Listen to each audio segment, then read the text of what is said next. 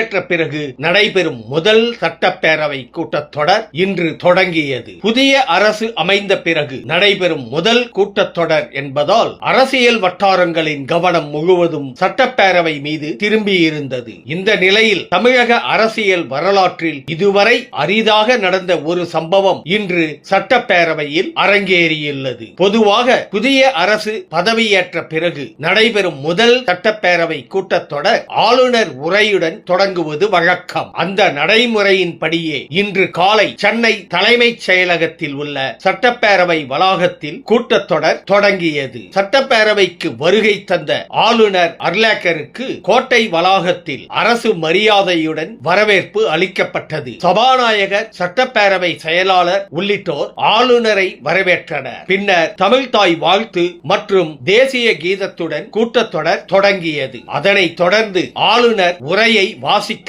தொடங்கினார். புதிய அரசின் கொள்கைகள், தேர்தல் வாக்குறுதிகள், எதிர்கால திட்டங்கள் மற்றும் நிர்வாக முன்னுரிமைகள் குறித்து உரையில் இடம்பெற்றது. இதற்கிடையில் எதிர்க்கட்சியான திமுக சட்டப்பேரவை கூட்டத்தொடருக்கு கருப்பு பட்டை அணிந்து வந்தது அரசியல் கவனத்தை ஈர்த்தது. அரசின் சில நடவடிக்கைகளுக்கு எதிர்ப்பு தெரிவிக்கும் வகையில் திமுக உறுப்பினர்கள் கருப்பு பட்டை அணிந்ததாக கூறப்படுகிறது. சட்டப்பேரவை வளாகத்திற்கு வெளியே திமுக எம்எல்ஏக்கள் மற்றும் நிர்வாகிகள் சிலர் பதாகைகள் ஏந்தி கண்டன ஆர்ப்பாட்டத்திலும் ஈடுபட்டனர். இதனால் கூட்டத்தொடர் தொடங்குவதற்கு முன்பே பரபரப்பு ஏற்பட்டது. ஆனால் இன்று அனைவரின் கவனத்தையும் ஈர்த்தது வேறு ஒரு விஷயம். வழக்கமாக புதிய அரசு பதவியேற்ற பிறகு நடைபெறும் முதல் சட்டப்பேரவை கூட்டத்தொடரில் எதிர்க்கட்சிகள் ஆளுநர் உரையை புறக்கணிப்பது, முழக்கங்கள் எழுப்புவது அல்லது வெளிநடப்பு செய்வது போன்ற சம்பவங்கள் நடைபெறுவது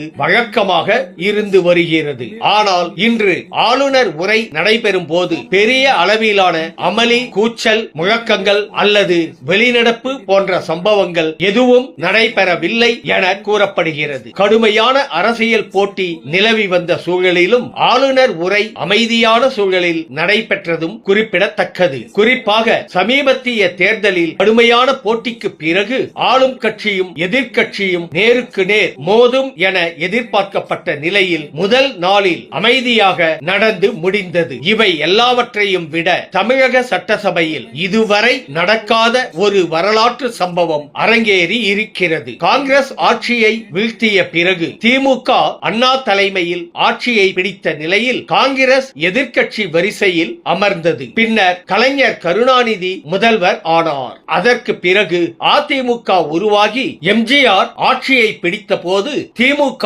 எதிர்